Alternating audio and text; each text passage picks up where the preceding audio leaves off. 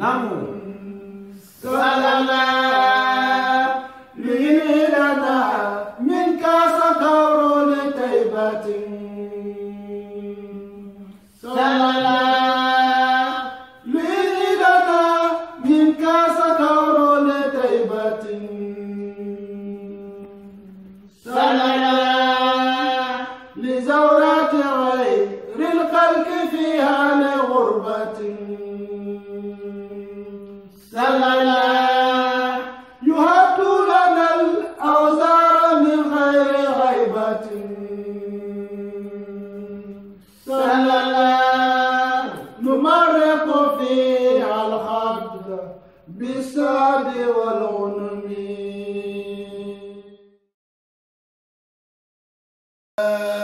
من الشيطان الرجيم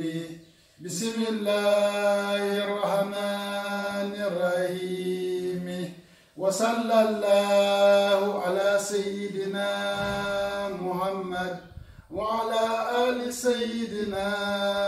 محمد وعلى أصحاب سيدنا محمد وعلى أصحابه وأزواجه وذريته وسلم تسليما كثيرا ربنا آمنا بما أنزلت واتبعنا الرسول فاكتبنا مع الشاهدين بتنوجننا بالله الله تعالى من الشيطان ما الرجيم شيطان من كده قرلبهم فانت الله تعالى لنما دينغرا مي بيتواني الله تعالى لنما مو بيدافل منه بسم الله قال اركبوا فيها بسم الله مزرعها الرحمن قل ادعو الله او ادعو الرحمن الرحيم انه من سليمان وانه بسم الله الرحمن الرحيم هذه سورة آل عمران مولا كونلا من ولا مسيدنا عيسى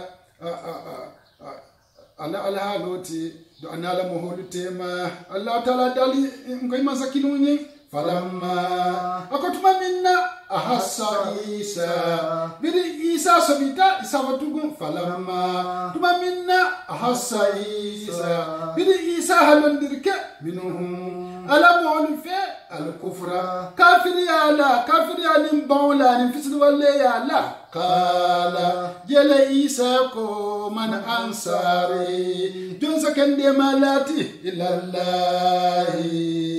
Allah ta'ala ni nadino kan Allah ta'ala ni nadino semente ya kan jon sakende malati Allah ta'ala la dino semente ya ma do jawolu nyorola Allah ta'ala la dino to do mo jawolu nyorola qala al hawariyuna jela fani koy kulalu ko ni hawariyuna dol ko fani koy kulalu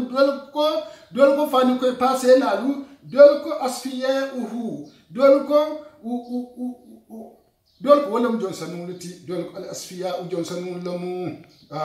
ni asfiya uhu ala mol kono la isina asara rajula dol ko kebatan benim flalomu wala tanafo nahanu ntelude ansarullahi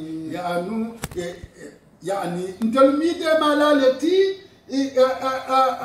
Allah ta'ala fe Allah ta'ala ka jawolu ke nyori Allah ta'ala jawolu nyori mide malaleti Allah ta'ala jawolu ma mide malaleti Allah ta'ala fe Allah ta'ala jawolu ma kede ma Allah ta'ala jawolu ma amanna isafa ntel to hondita billahi Allah ta'ala ma ntel to hondital Allah ta'ala ma to hondinya alagi goma washabi isa sediyanina bi anna kontelu muslimuna fanadila la muntini masakiluma isafa tugu isa folo washabi isa sediyanina ita isa nyillo kontelu amanna ntanto waditale billahi do Allah ta'ala man ni masakilu nimbani bi anna anin kontelu muslimuna fanna dilale munti ni masakilu ye mukiruna lillahi bil ibadati wat tauhid ntal kira lalati Allah ta'ala ni masakilu nimbatola ani masakilu ninkilimba yala nyimfanu koy kulalu waram fanu koy pasela lu waranyi asfiya o lu ni moswandirun lu mil sonde mel de senyari iko fani koyo be nyami sonde mel de senyari iko bagige abe senyari nyami yamu fatugu rabbana marigo amanna ntanto hondi tale bima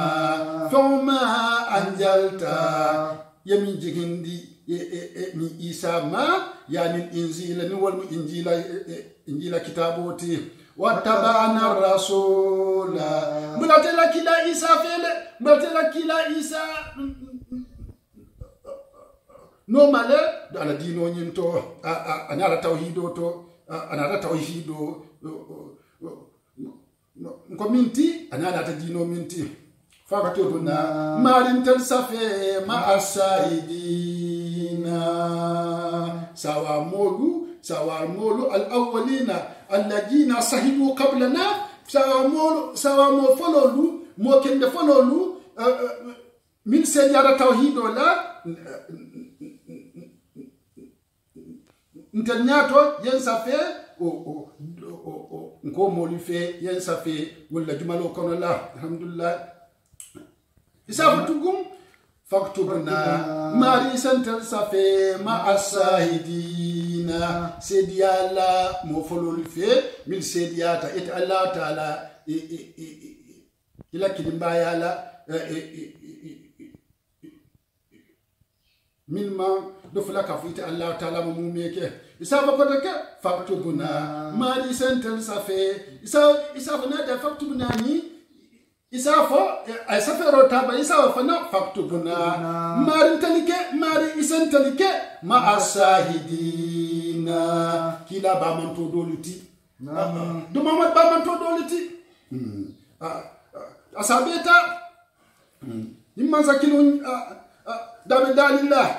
wa makaru ni alyahudiyolu na ta kalbante yake na ta dabaro ya siti ya marsaro ke isafa kuoto ومكر الله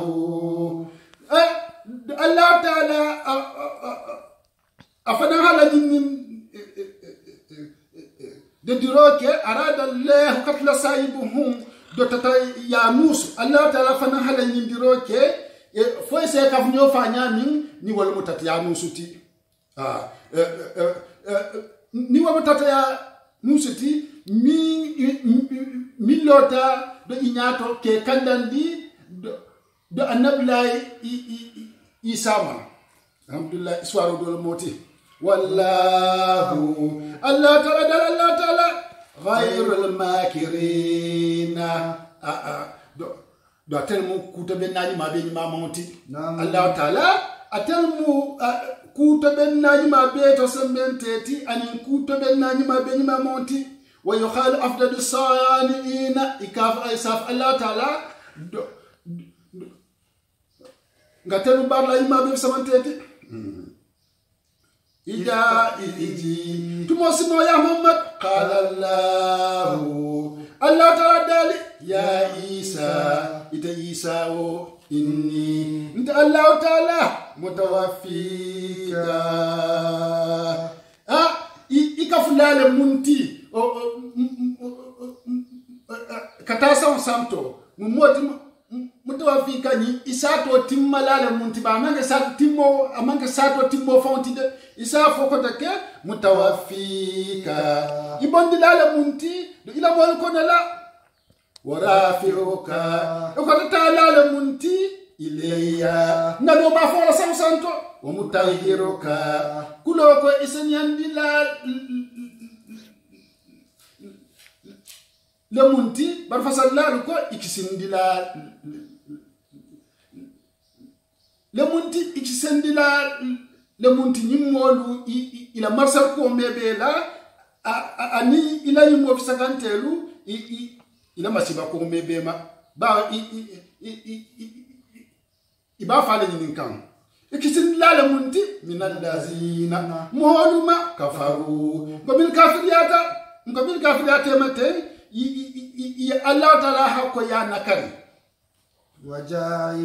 wajailul lazina molike lala munti attabauka mil bulateno ma nyindino ni nyin tawhido to inate kan minti nyeki kan minti fo kan lazina mbonu darajo mbakela mol kan santola bismillah kafaru mu'min kafiriyata Allah ta'ala bil huzzati do dalila jela do dalil de marola do dalil don de marola alhamdulillah summa bismillah ila yawmil qiyamati fakatabul alkamal sinina summa mutawaffika okolanya ne sato ngati mandi yani wazailul lazina mulkela lamunti Allah ta'ala tabaku kamil bulateno madino ni tawhido to nye kilaye kaminna mol min bulate ino mayebatu waya maroto fokal lazina mol le darjo kala mol darjo e santo la kafaru ngobil kafiriyata mu moti de maroni dalilola ila yawmil qiyam do mal fakata alkamal yusinna okola suma mutu afika okola ngane sato ngati mandi qabidu kabada bada nuzul ni ijitana nyimbanko kaneji ndo kola nyimbanko kangane sato ngati mandi saya sato la sata timman ndi folo Allah ta'ala ala dalo inni mutawafika mumoti mbebon dilale do ila bol kono la mbebon lale do ila bol kono la wa mutahiruka wa rafiuka mbe kono tala aje muqaddamu wa muakkaru mbe kono tala isafono inni rafiuka wa mutawafika ileya wa mutahiruka nye ikisindi la lefana munti min allazina wala masiboma anila marsarol mama do kafaru mil kafiriyata wa ja'al ladina attaba'u kambe mol kelala muntinul late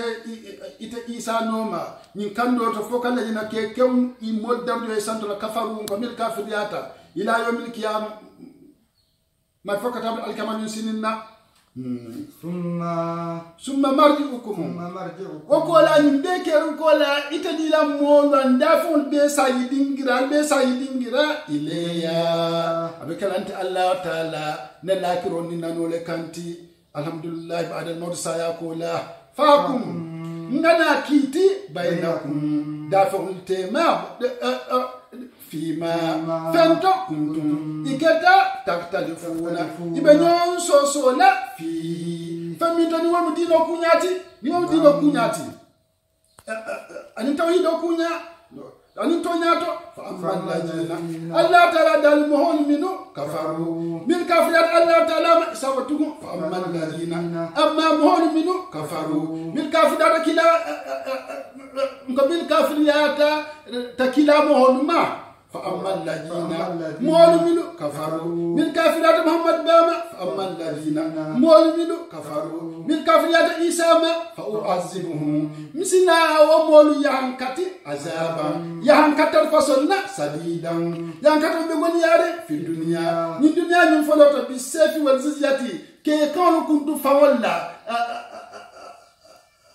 دعني كان نامي جوليكم alidoya nonolo wala khizi alidoya nonolo wal akhirati la fana nsina yankato nonola surtout dimba yankato nsefa dimba kono wa ma min nasirina imede marla tala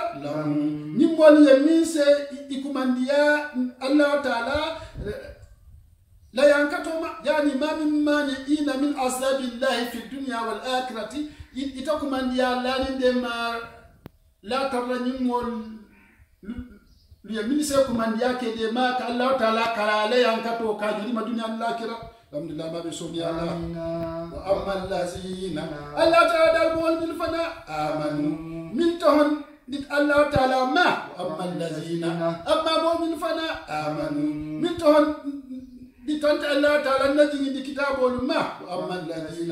أما مؤمن آمنوا من تون تنكلا مهول ما أما الذين أما مؤمن فنا آمنوا من تون محمد باني ما أما الذين أما مؤمن فنا آمنوا من تون عيسى ما وعملوا الصالحات إن تبارك ما البركة لا إلو تهندول كاي باني ما البار فيما بينهم وبين ربهم خالصا يلا بارو الكالسان من بارو من بني ماريو تم يا كالسان دي يا كالسان في اللانكافيان فما يتكو نونو مبيما أن ينكو نونو مبيما نسكن بياكو نونو مبيما فيوافيهم يسمون نتماندي وجورهم إلى بارو البراجو لا نسيتماندي إلى بارو البراجو لا ثوابهم في الجنة يوم القيامة الحمد لله إنسى براجي أرجان دولا الكلام ده إنسى بارو براجي فنا إنسى الموتي إنسى لما كامو إنسى كرتا أرجان كودا الحمد لله ما بيسوني الله تعالى لا يحب الظالمين الله تعالى من فانتوني لا ميكا ميكا ميل بي فانتوني لا في الكافيا بارولا ذلك نفينكم فهم من جتين الذي ذكرت يا محمد من كبر عيسى نمين فينكم ينتين إذا محمد باني ون عيسى على كو كبارو دوتي نتلو مباكرا نبسنا جبريل يا مرلكا كرم عليك إكا يا محمد دو إما يا محمد نسينا جبريل جندي كم فاسا كرم يا محمد من الآيات نكاكو دولمو إساكو دكي من الآيات دو أكران آية دولمو ناسنك أكران آية دولتو من آيات القرآن بالأمر والنهي نوال القرآن آية دولتي القرآن آية من جي تنيا مرول لا دو أن فتنكو الله الحمد لله ما بيسوني على والذكر أن فيكم ديرو الحكيم نقوم كده تمام فانتي والذكر دولك الذكر جا المحكم أنين كرام فين الحكيم من كده تمام فانتي كانت كرام فين كنا لا كبار النار كرام فين كنا لا من كده تمام فانتي المحكم بالحلال والحرام من كده تمام فانتي حرامو بحلال ومن حرامو تفتم بولا إسافنا موافقا للتوراة والإنجيل القرآن من كتما بينو يا لا التوراة تكيتول من الإنجيل كيتول لا ويقال إسافنا الله المحفوظ كله المحفوظ لهم الحمد لله ما بيسوني الله آمين وقال الله تعالى ثم بين تخليق عيسى بلا أبن وقال الله تعالى نات عيسى دانيا أعلن كلمة دفاع تعالى يعني أكيد منا لقول وفد بني نصران بدي دبني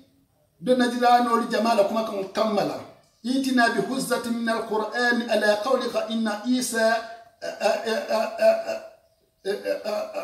ليس ولد الله فقال الله إكو كلا باي ننتل كان دليلتي من بلان كلمة القرآن وكنلا نيوال مو إلى كما كون كافو إيسا مانك الله تعالى دينتي ين الله تعالى دالي باو كوبي نيامرين نه دو إتلما او يفانتاوندي الله تعالى دالي إن مثلا عيسى ميسا دا مثالو بنيامين عيسى لكو مثالو عيسى دانيا مثالو إن الله تعالى لدو بطل بلا أبن فاتالا كما سأل آدم آدم لكو مثالو بنيامين خلقه الله تعالى آدم دا من تراب دو بانكو منكو للا ياجي بلا أبي وأم فاتالا نافنان تالا دونك مما آدم فاتالا ناتالا النبي عيسى نابولا الفال تولا ثم كار وقال الله تعالى ناتنا دالي له عيسى يكون ke admadunti fayakun isa ke admadunti bila abin fatala donc Allah taala isa da tan kun fayakuno kalmo ikaye ika memba adama danyami yaji fatala natala alhamdulillah ma be sonna amina alhaqu huwa alqabaru alhaqu nyin kibaro nyin to nya kibaro la muyinti to nya sabatinin na muyin kibaro ti ya Muhammad min rabbika ko min fatante mari kallan kela kaf Isa amak Allah taala dinti amak Allah taala amak kam ya fam fen fananto Allah taala do la jondoro nam Isati ya jondoro ne mati iko jonto mal be nyami alhamdulillah ma do soni ala fala takun ikana ke ya Muhammad min al mumtarina do sikala doli to ikana ke sikala doli ti yani min as-sakina fima bayantu laka min taqliq Isa bila abin ikana ke sikala doli ti fento ngamin lankel ma yetani wol Isa da kunyati fatala rokola Allah taala do ana tan momin faman hazaka momi yeta kila nyo sabanyo ya fihi Isa da kunya to min badima fauta boko la jaaka minna te kan Isa da kunya minna te kan minal ilmi ni wal mu ko fatam fan soti ni wal mu Isa da kenya fatam fan soti yani dominal bayani ni wal fatam fan sidoti bi anna Isa ko Isa lam yakun nillaha ko Isa mak Allah taala ti ndamak Allah taala dinti ndamak Allah taala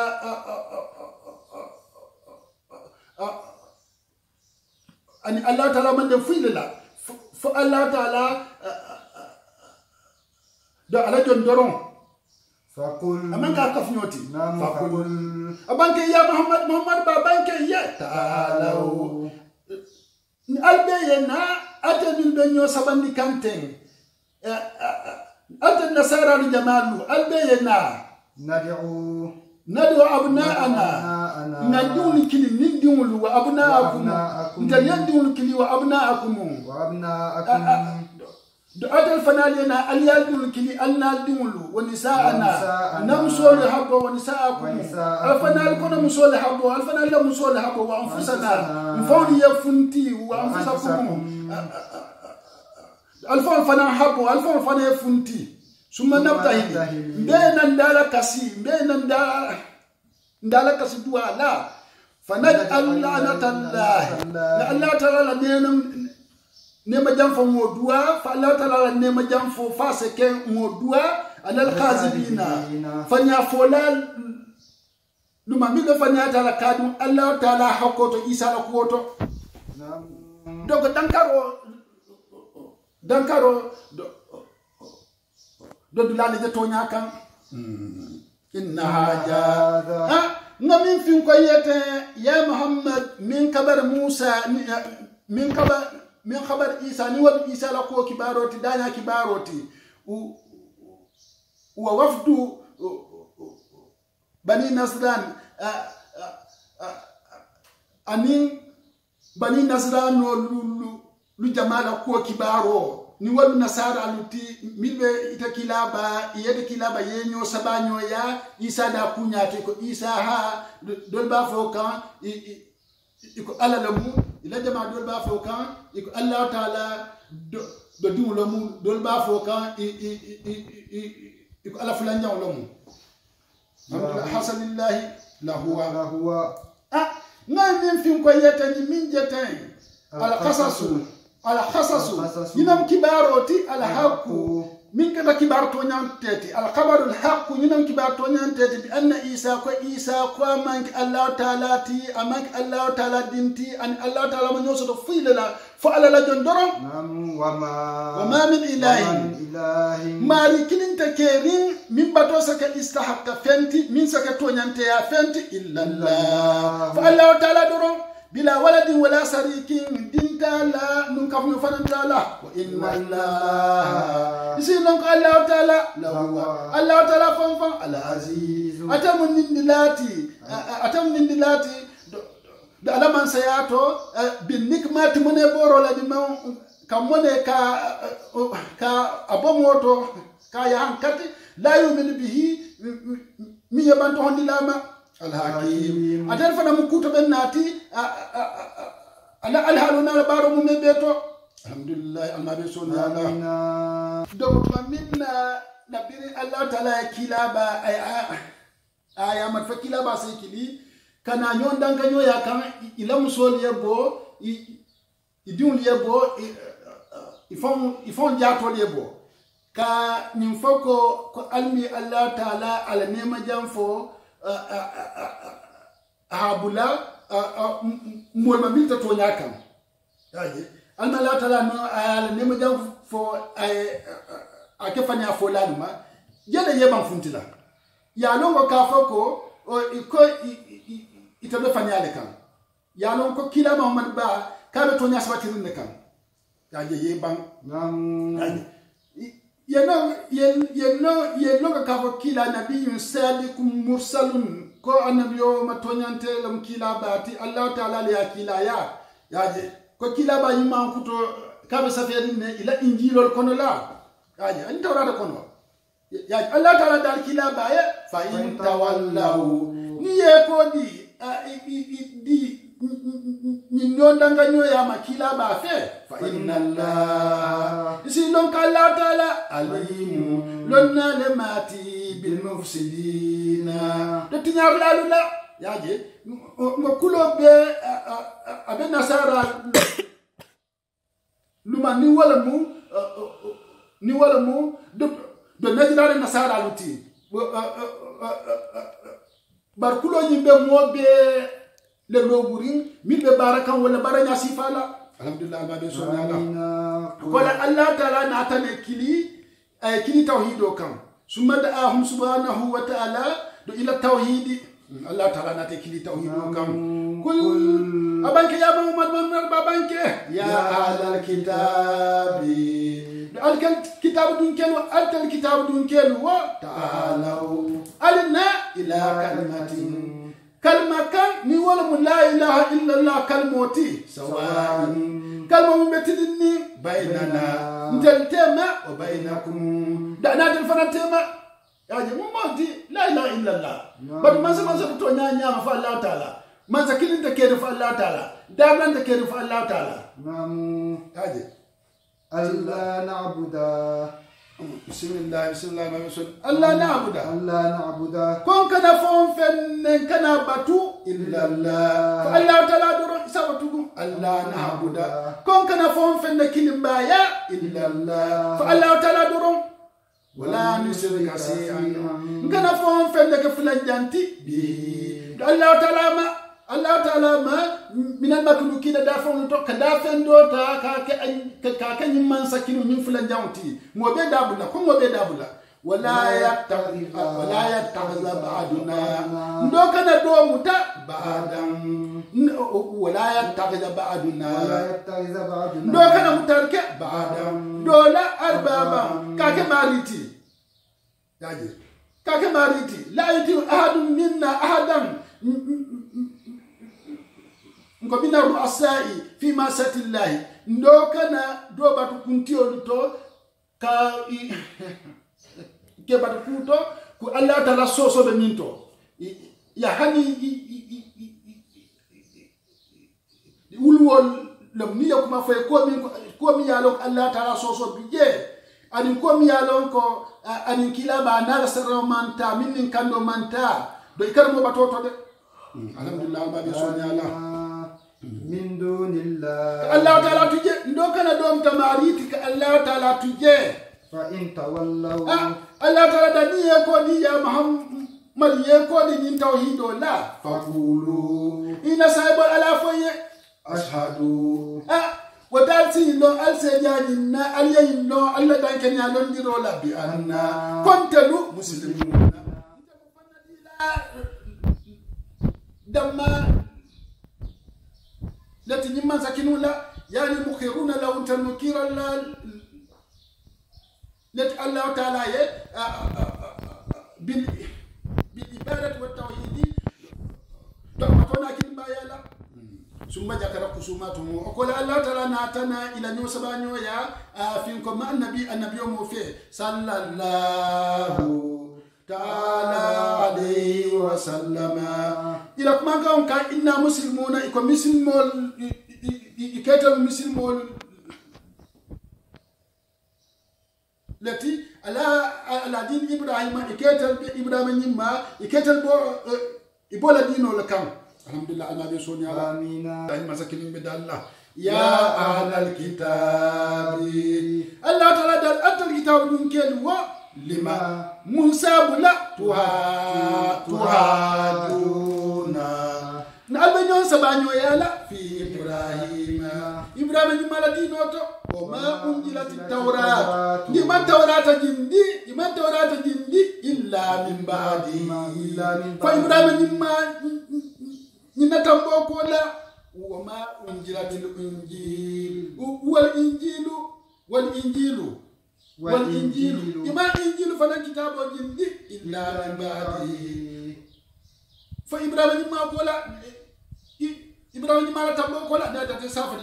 تسافر وما أنزلت التوراة إما التوراة كتاب جندي والإنجيل الإنجيل كتاب إلا من بعده فإبراهيم ما نتمبو كولا أفلا تأكلون أفعل تحكيم ما يلبا أفعل تحكيم ستنو لبان أفعل تحكيم ستنو لبان أفعل تحكيم ما يلبا لبان ناموها أنتم أنه ليس فيهما أن إبراهيم كان يهوديا أو نصرانيا كافوكو ننتسافرين توراة إنجيلا كونو كاف إبراهيم كنا سارا لما تنوت على هوديو لموت كو إبراهيم كان إبراهيم أبي اليهود دينو أبوله كانوا أنت أبي نصارى دينو أبوله كان أنتم أتى اليهوديو هؤلاء أتى اليهوديو الفنفا يسمى تقول أنتم أنت النصارى هؤلاء أنت النصارى الفنفان حاجتم ألي سولي ألي سبانيو يا فيما فنتو لكم علم لن دبالي به فمنتو ألي سبانيو يا ألي سبا كان فنتو تتين ألي كومي لون دبالي جيدة في كتابكم كاتنا تلا كتابوتو لندو بالي على كتابوتو أن محمد أكو محمد با نبي مرسل الله تعالى النبي لو محمد با ينتين دالا كيلا يا مو لو محمد با ينتي وأن إبراهيم لم يكن يهوديا ولا نصرانيا كو إبراهيم ما أمان اليهودية أمان النصارى أتى اليهودية دينا كان أتى النصارى دينا فرانكا فجهتم ذلك اليكون كذا يعني فلما مناسب لسنة تهاجونا البنيون سبانيو يا لا فيما فهمتوا ليس علم لن من ترى لكم بأليه به تفهمتوا يعني في كتابكم لم تعلم فهمت الله كتابه يعني الله كتابه فتقولون نالسافو إن إبراهيم كها إبراهيم نما كان يهوديا أتاتا اليهود دينه أتاتا ولا كان أو نصرانيا ورفع أتاتا نصارى دينه ولا كان تقول نالبوفا والله الله تعالى يعلم الله تعالى يعلم كو إبراهيم أتى اليهود دينا كان أنت نصارى دينا فنان كان أمانترا اليهود دينا كان أمانترا نصارى دينا فنان كان وأنتم أتلو لا تعلمون المنين لو أنه كان يهوديا أو نصرانيا da alman fonfe na lonje نعم da ma bi so nyala آمين ما كان summa bayana Allah da atal mani long ko Ibrahima amak ala hudiyati amak nasara fanant نعم yaje ndi yalo ibe tawkat wa la ta'lamun annahu kana yahudiyan aw nasraniyan yaje ما كان summa bayana Allah ta'ala na talanke mandirke taksiba qawlihim yilla kuma kan fanyan dola fakala Allah ta'ala dali ma kana Ibrahim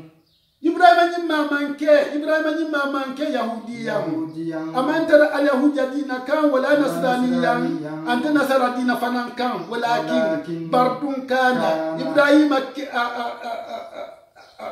aketa Ibrahim tarta Ibrahim nyimma nketa hanifan milala leti dino be makatra muslim ya dino kam muslima aketa da bato kalsandilat anala dino anala tawhido mumebe nyima sakinu dorne wama kana Ibrahim nyimma manke minal mushrikin filan kaf fudun kelu don fara nas tara filan kaf ya dino kan summa bayyana man huwa ala dini Ibrahim Allah ta'ala na tamolan kelmandi kamola ko kalan kelmandi mimbe Ibrahim nyimma la dino kan nyima sakinu bada Allah inna awla nas mo beto holama bi Ibrahim nyimma la dino la lallazina mollamu atabauhu min bulata Ibrahim nyimma noma Ibrahim nyimma jamano to min bulata do Ibrahim nyimma noma ala dino to do jamano kono la wa hajan nabi alini annabi mabani Muhammad sallallahu alaihi wala alihi wa sallam taslima ni annabi mabani wa hajan nabi annabi mo ala ni fana be Ibrahim nyimma do bala dino la kan ni wa muslima dino ti ani annabi mabani wa Muhammad bati sallallahu ta'ala alayhi wa sallama ni alabi baba la dino la kan wallazina ani mol fana ba Ibrahim mala dino la kan amanu min ton di tani annabi mabama ni wa Muhammad ba nyinti wallazina mol fana ba la dino la kan amanu min ton di tani alquran bama ngo min ton di tani alquran ba nyima kafa ko alquran ni najiyo kafa tantani masakin lela wallahu Allah ta'ala waliyul mu'minin mu'minul debalam Allah ta'ala lati isafatu wallahu Allah ta'ala waliyul mu'minin mu'minul tagalam Allah ta'ala lati wallahu Allah ta'ala waliyul mu'minin mu'minul debalam Allah ta'ala ngoy masakin ndo nati alhamdulillah Allah ta'ala do akala meedi malatu dunya lakira kallahul azim wa ballaka rasulul karim wa nahnu ala ma kala rabbuna wa qalibuna wa hafizuna wa nasirna min as-shahidin billahi minash shaitanir rajim bismillahir rahmanir rahim وصلى الله على سيدنا محمد وعلى آله وأصحابه غر الميامين ومن تبعهم بإحسان إلى يوم النصور للدين قد اختلف المفسرون في قوله تعالى إني متوفيك ورافعك إلي وصلى الله عليه وعلى الله تعالى لين دالو كتو النبي عيسى انت الله تعالى إساتو تملا لمنتي ني كوتاتا نانو ما فون لا سانتولا moti isato atimala le munti fulanja moti dol ko sino tablo malom yaje sino sato ni sino ta mbe selen dilanda samsanto bare intelia fasare directo la ibondila le munti ila mol kono la munna ni iswaro fon kenya yaji be to minna ala molu bani min kan do takaya no so wol moti mimbe katari abalakata mimo bela o ko ala moliye akata nabla Musa dula alonne atata wal kandande akata nabla Isa dula atata wal kandande annabla isa dulama yaje dol dum ko wo Allah taala nata annabla isa nyaada fay wo kan dol dum ko ala fan koy kulal bebi jele ani wol bebi bun kono le Allah taala ye anyada fay wol be kan ko annabla isa nata afo jombe afan sanna jombe arjanna sanna aniola donc ko kilin bowol kono wonata fanka o funtite kan o koye a telmo annabla isa ti yofa bari dol dum ko nyintata nusu ya telephone fa a tele moti yemin fa Allah taala annabla musa nyada fay don a tele kan barkata dar fanan ho bange o fanan ko haja min al muqaddam wal muakkar ako isa tambindi yadu kundi moti inni inta Allah taala rafi'uka ikor taala le munti ileya nkan na lokan yaje ne korata ko lambi ni me idindila o mutawaffika isa wawu nati mutawaffika koma o mutawaffika isato fananti mala le munti yani bada zalika ikorata ko lambi ne jinna banko kan ni sato ngati mandi saya tabuloma yaje mo jama ka fanyi mutawafika iko sino sato ba woni admadu na sino ta raw wala kata niyo niwo nabota saya tabuloma ka fu wayne ruh min kabo yaje nim mo fata ruh wala kata ba na sino la raw wala kabo donc sai ni anabla isa yal iswaru ya bibe donc o isafo inni mutawaffika ibonni lale munti ila mol kolla kadu anala molu anite nyonjela do ila yawmiddin donc Allah taala alaman sabaya anala noyende agoden kadu ka foko annabla isa aya bondi ala mol tema inya kulo be feteri hana man sino ko kenya dibe bang iswaro kenya ni ya dibe tu isalon ko ka foko mutawaffika nyin ate denno la sino doron na hani ibon la le munti ila mol konala aje munna lim mo fata anala mol la nyoje ila yami dinna moti donc annabla isa fananta anala molu ya kila ya mol milu kan ani wala nyoje ila yami dinna moti donc afele aketa wafatuti yaje alhamdulillah ma be sonial wallahu alam wallahu al-muwaffiq lis-sawab c'est bon a'udhu billahi minash shaitanir rajim bismillahir rahmanir rahim donc mo yaken amu na haso amu do rannet wato do ndaka filin kafu annabillahi musa bar annabillahi isa lumu donc ngamira mo holu iba fahamu lale aw toujours kumala atani filo do renata aje donc lamayir la do wule sawabo ha soto alhamdulillah ma sha Allah